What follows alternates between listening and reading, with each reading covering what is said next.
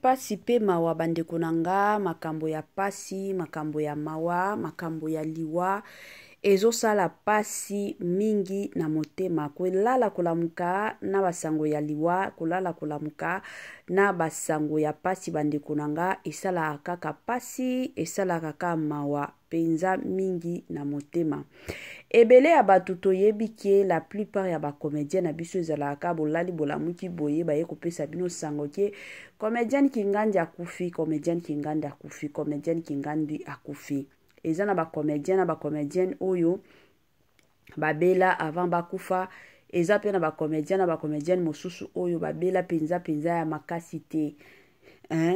Neti basuzi bantu baza batu moko abela kika muke akoti hôpital kuto komi koyoka bien bala moko asali nini ayaki kotika biso. Ba mosusu pe babela biso nyonso tomona yango babela penza ya makasi mais bayaki lisusu kotika biso. Ba mosusu pe babela babika na bango, ezalaka mwa bongo na système moko ya malamu. Lelo toye lisusu bandeko nanga na sango moko na yebi te na oloba sango ya pasi, na yebi te na olobango sango ya ndenge nini. Ba joyeux anniversaire na ba o nyonso ba o célébrer ba anniversaire na bango lelo, na yebi ke boza ibele o bo célébrer ka ba anniversaire na bino. Étoile Nines TV na équipe na Emo Bimba ye ko souhaiter bino ba joyeux anniversaire. Ba sincère condoléances na ba o nyonso ba zolela kande na lobaka toujours et encore matanga tango yaka ilaka mutu te yebisaka mutu te ke non moi oyo tokoya epa na bino te matange yaka yana batu mosusu o bakufaka babeli boyebi ke tina docteur ayeko yebisa bino ke mutu oyo en tout cas amoke nzambe ye moko asala ngolo boyebi deja ke mutu na bino akokufa. Eza na batu mosusu pe bolamuki na tongo bosololi bo planifier pe journée makam nyonso tout ok, mais hélas malheureusement boya kolala ka boye na kolamuka baye koyebisa bino ke mutu Kingandi akufaki esala aka pasi yango. Étoile Nines TV na équipe na Emo Bimba aye penza ko présenter ba sincère condoléances. Ba courage na ba o nyonso ba o leka to ba o lekisa ba moment très difficile. Mosusu na yebi na vie eza na batu mosusu soki amoni makambo ezo marché te, makambo ezo kende according na ye moko ndenge planifier kite. Il y a de ces personnes oyo bazalaka na niveau kokoma kotuna nzambe pourquoi ozolekisanga na ba moment difficile à bongo. Mais laisse-moi te dire une chose, et pas ya nzambe moment nyonso ya difficile tango yaka yeba que après moment wana bisengo yaka toujours. Bisengo yaka toujours, victoire pe et yaka toujours. Congolais partout oyo ozali na monde entier, offre oyo ezali spécial pona yo parce que ozali mwana mboka mabele ya mboka batekelaka ngo bapaya te. Congolais tala mabele oyo ezali komonana ezali plat à 3 minutes ya boulevard Lumumba, route nationale numéro 1 awa na kati ya Maluku, à quelques minutes ya péage ya Menkau oza mobimba na $750 ya pamba ozui 15 mètres sur 20 na yo, y compris les documents administratifs na kati. Donc okozwa ba document ya quartier, okozwa ba document ya commune, okozwa tous les documents possibles oyo esengaka mutu azwa pona parcelle na ye. Pe oza na possibilité ya kosomba a crédit soki ozo somba plus. Ah oui, tolobaki to tolobaki te, tolobi bien, y compris les documents. Opesi mbongo na yo, oza na droit ya terrain 15 mètres sur 20, ozali na droit ya ba document administratif nyonso tout. Moi sensibilisation na ndenge moko malamu, na ndenge moko kitoko, na ndenge moko bio, ba mapango koteka yango wana kande na lobaka toujours et encore sombelaka bana na yo lupango ekozala malamu. En tant que parent, en tant que mutu, bien sûr toliaka, tomelaka, todundaka, tosalaka ba voyage kilikili, mais ezalaka toujours bien sûr que zo simba mwa mbongo kanisa pe lobi na yo. Parce que tango yo ko kanisa lobi na yo te, mutu moko te akotikala ko kanisa lobi na yo te. Somba lupango eza na $750 ya pamba bandaka kotongisaka malembe ata soki lelo mwa mbongo esili lelo okoli oyebi ke oza na mwa bisika na yo ya retraite place okokende kovanda ekozala malamu mingi penza na système moko ya tokos ma makasi. Salut, chers Bouchou, salut chers abonnés, salut chers connaissances, salut surtout les amis de Étoile Lune Inès TV. J'espère que vous allez bien. Quant à moi, je suis bien, super bien, par la grâce de Dieu. Chers Bouchou, chers abonnés et chers connaissances, il y a les loto ye lisusu bandekonanga na sangomoko concernant Aïda Capilas, ebele ya batuto yebi Aïda Capilas, ebele ya batuto sepelakana Aïda, ebele ya batuto sepelakana musala na ye, bien qu'il y a de ces personnes au balobara toujours et encore que non, Aïda er mosusu alekisaka, Aïda er mosusu mafinga, mais quand même musala na ye emona nakana misu, musala na ye asala kango kitoko penza mingi makasi. Sango nini Étoile Inès TV ayeko partager na bino. La famille avant ya kokota na mwa mozindo et kozala mwa bien ya nanu ko sensibiliser batu nyonso ya sika. Na yebi que chaque fois que to sala ka bémission ya sika batu sika pe bakota ka yango na ko sensibiliser batu nyonso ya sika. En tout cas si c'est la toute première fois ya kokota penza na chaîne na biso, chaîne moko kitoko, chaîne ya ba analyse somme, chaîne moko ya ba information pas possible. Je vous prierai surtout de vous abonner massivement. Abonnez-vous. Cliquez aussi sur la cloche de notification pour surtout recevoir les nouveautés de notre chaîne. Aimez la vidéo, la famille, commentez et partagez. Et que ça la biso oyo penza tolobaka na biso chaque jour, chaque minute et pourquoi pas chaque seconde. Tokos makasi. Bambote nanga na yemoko linda bukulu ya balinda, bambote na madame Gracia Mpoi, bambote na mama Lisimpitu, bambote nanga na mama Eugénie Zemanga, bambote na monsieur Joe Lokwa. Mama 2024 Gavker to yelibino solution. Pour na ba problème ya trompe, fibrome, myome, kyste, règle abondante. Gavker to zali na solution. Yo oyo kota ménopause atana 65 ans na Gavker oko simba mwana. Ebongo oyo etali fertilité masculine. Ba papa olingi okima suki pe mandefu ya pembe. Benga biso na lombango po awa tozali na solution moko durable. Ba produit na biso nyonso ezali 100% naturel pe esalemi na ba plante na ba industrie ya Angleterre pe Allemagne. Benga biso na numéro oyo plus 44 74 05 65 35 48. Gavker solution ya santé na yo.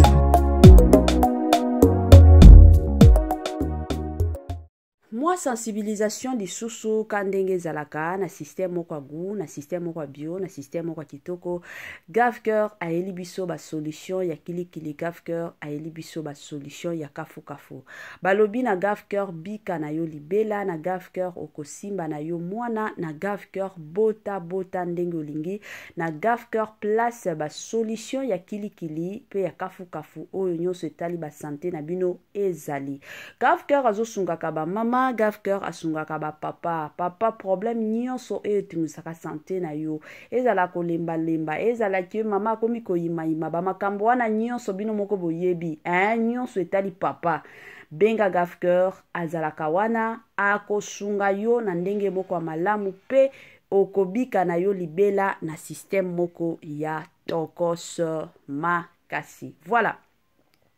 Toko tabandeko nanga na makam na biso oyo toyeko beta masolo concernant Aïda Capilas kande na uti koloba bandeko nanga tolalaka tolamuka na Congo na biso na ba dossier ya sika bandeko nanga na kolala na koya kolamuka nungu mbutu ezalaki nde somo na TikTok bayaki ko annoncer liwa ya Aïda Capilas o Aïda kufi. Bandeko nanga bato basalela ngo ba live pas possible to ekomona pe na ba page mosusu ya ba Facebook place kuna ba déclara que Aïda Capilas akufaki. Bandeko nanga esalaki pasi pe mawa, esalaki pasi ya mingi na motema, esalaki bandeko nanga makambo o nga moko na lobaka toujours et encore que makambo ya somo na niveau moko pas possible. Bandeko ezo sala pasi penza. Heureusement que Tango bato basalela ba live bongo eyaki kokota pe na matoi ya Aida ye moko.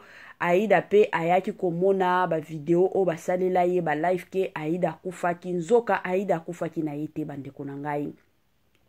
Bato bazoyemba bino moko boyebi lelo ki réseaux sociaux oyo mutu na mutu tellement lokoso mbongo, tellement lokoso visibilité, tellement lokoso ya mutu ayebana. Batu mosusu lelo bakomi kosala na bisala sala. Batu mosusu bakomi kokosela batu na makambo. Batu mosusu bakomi kokosela batu na liwa, ce qui n'est pas bien. Mutu akufite eza kuto tate keno oyaki kosala mwa analyse ya film moko boye, peut-être Aida atournaki film moko nde na film wana peut-être akufaki, peut-être yango wana oyaki kobetela ngo lisolo te, mais omona ka mutu alali ala muki mbala moko akomi kosala ba live o mutu kingande akufaki bandeko esali pasi ya même bafani Aida bakomaki kolela bakanisaki ke oui c'est vrai Aida akufaki nzoka Aida akufi na yete Aida azana ye nde Aida ayaki ko briser silence ayaki ka ko remercier batu o basat je m'excuse basalela ye ba live ko lobaki non Aida akufaki ayaki pe sur les réseaux sociaux pour ko remercier bango ke ba continuer toujours ko yemba liwa na ye bongo ye akokufa na ye lelo te. Tango ba oyemba liwa na ye bongo eza que bazo bakisela ye nde bambula sans que bango moko ba yeba. Donc eloko na ye koyebisa bino kaka eza que Aida kufi na ye te. Eza ka bato mitema mabe s'il vous plaît. Ba congolais to luka mbongo na ndenge ya bien. Nga na yaka na sala ka banalise. Na yaka penza ko beta banalise. Eza na banalise ya ba film comme na chaîne nga ba o batala kanga ba o penza balanda nga ba omona na sala nini analyse ya papa na biso Alain Mabana na film moko basala ki papa Alain Mabana kufa ki en tout cas histoire wana esala kinga moi nungu na nzoto na lobaki te histoire ona ovanda nango nga moko te uzala bien na ya kusala nango analyse na ya pe kola musaka batu mosusu o baza ya kolala. Banalize ya bongo ezalaka malamu me koya kokosela mutu asali na ye film te na film wana akufi te to asali makambo moko boye te yo oyeka kofongoli caméra ozoya na ba confirmation que oui c'est vrai Aida akufi. Bandeko to banga nzambe to banga pe makambo. To banga nzambe to banga pe makambo. Yo kosala ba live bongo yebike batu bakomona elongi na ngate et surtout que lelo y a de ces personnes a okota na ba réseaux sociaux na ba kombo lokuta mais yebaka ke non un jour c'est un ozala toujours exposé. Un jour c'est un. Batu mosusu lelo o bakima Congo peut-être gloire au Seigneur bazaki na bango na bambongo yango ekimisa bango Congo mais ya de ces personnes lelo bakota prison. Netika exemple ndeko na biso Denise oya yaki kobimisa makambo ya papa na biso Jack Ndala soki Jackie Ndala bomona lelo asuka wapi ye ayaki komisala neti mutu moko ayebi koleka batu nyonso sur les réseaux sociaux mais lelo oya zana makala kaka pona visibilité batu bamona keno ya za clair konika bandeko mosusu konika baninga mosusu bomona ki place asuki alors bandeko nanga tozala kakeba au côté les réseaux sociaux yeba kenga na lobaka toujours et encore kena mokili oyo ya de ces personnes ti mokolo yeso akozonga kombo na bango ekotikala kobima na poisate kombo na bango ekozala toujours akobatama. Il y a aussi d'autres personnes quand to yaki komona awa matanga Alexandra est-ce que bato bayeba ki ye Alexandra bato bayeba ki yete mais kombo na ye lelo oyo eningisi mokili mobimba. Pourquoi? Parce que azalaki mwana o nzamba ponaki. Sikoko pona na ye wana nzamba ponaki ye. Ezalaki ke mukolo kokufa nde kombo na ye koningisa mokili. Il y a de ces personnes qui sont comme ça. Alors ezate ke non parce que na mona Kakarine Mokonzi batu nyonso balobela Kakarine Mokonzi ngape na fongola chaîne ngape na zalaka na ba TikTok ngape na bandosala ba émission ngape kombo na ngai kozala neti mutu kingandi te. Luka nzela na yo moko ko luka nzela te keno na bando sala ba émission na bando kosela ka batu baliwa pour que kombo nanga eloba mate mutu na mutu azana appel na ye na koki ko pesa exemple ba biso oyo soki lelo to komi ko kende 40 000 abonnés la famille eza te ke non tosala sala soki makambo ndenge nini te. Il y a de ces personnes au bafongola YouTube avant biso.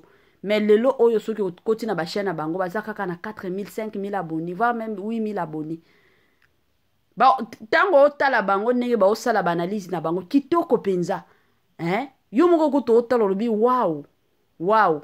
Mais pourquoi? Parce que bazo kende na ba 100 000 abonnés te 200 000 abonnés te lelo babete la kabango li solo te. Pourquoi? Parce que nzambe peut-être amona kabango kuna te. Ngana yebi batu mosusu to banda na bango YouTube lelo bakanga baloba nini mama étoile na moni YouTube eza yanga te eza appel na ngate eza ba appel na bino. Donc ezala kabongo koya kokosela batu liwa awa na ba réseaux sociaux te que non pour que yo gagner visibilité yo gagner ba abonnés te ezala kabongo te. Omitia na place a moninga soki yo ozokosela batu liwa soki ezalaki yo ba okosela yo liwa tonde kona yo olinga sepela te. Alors c'est de la même façon oyo olinga te ke no batu balobela yo basalela yo mabe kosalela ngo baninga te. S'il vous plaît. Na Congo na biso eza kutu pays moko kindoki eza na niveau moko très élevé. Eza pays moko ki mutema mabe eza nango na niveau moko très élevé. Alors koya kokotisa kindoki na vie aida te parce que bobanda aka bongo et po omona lelo tolobi mutu akufi ekomi ngambo eza bien te botika aida asala musala na eka ndenga salaka soki nzambe ye moko ako permettra kana bane soki bane après soki 100 ans de aida kokufaka totika ta ya nzambe biso tokoya awa na ba réseaux sociaux te ke non to wando bomaka batu ce n'est pas normal. Totika babiloko wana bino batu bokotaka na ba TikTok bosalaka ba live bokoselaka batu ke bakufi botika ba makambo wana eza bien te. Congolais partout oyo ozali na monde entier offre oyo ezali spécial pona yo parce que ozali mwana mboka mabele ya mboka batekelaka ngo bapaya te. Congolais tala mabele oyo ezali komonana ezali plat à 3 minutes ya boulevard Lumumba route nationale numéro 1 awa na kati ya Maluku à quelques minutes ya péage ya Menkau oza mobimba na $750 ya pamba ozui 15 mètres sur 20 na yo y compris les documents administratifs na kati. Donc okozwa ba document ya quartier, okozwa ba document ya commune, okozwa tous les documents possibles oyo esengaka mutu azwa pona parcelle na ye. Pe oza na possibilité ya kosomba a crédit soki ozosomba plus. Ah oui, tolobaki te, tolobi bien y compris les documents. Au pesi mongo na yo, oza na droit ya terrain 15 mètres sur 20, ozali na droit ya ba document administratif nyonso tu.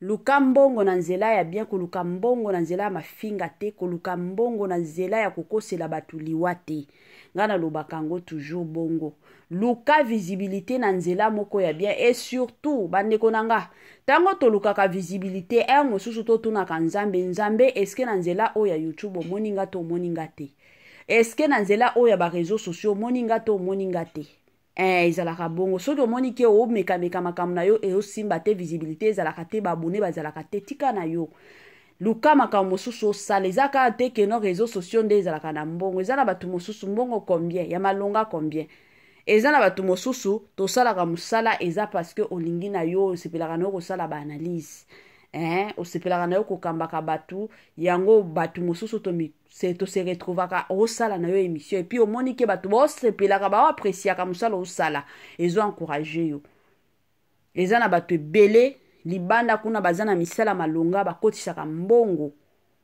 Donc eza réseaux sociaux te ke non parce que namonaki mutuki ngande asalaka ba émission namonaki asombaki mutuka nani ayebisi yo ke non mutuka wana asombaki yango kana réseaux sociaux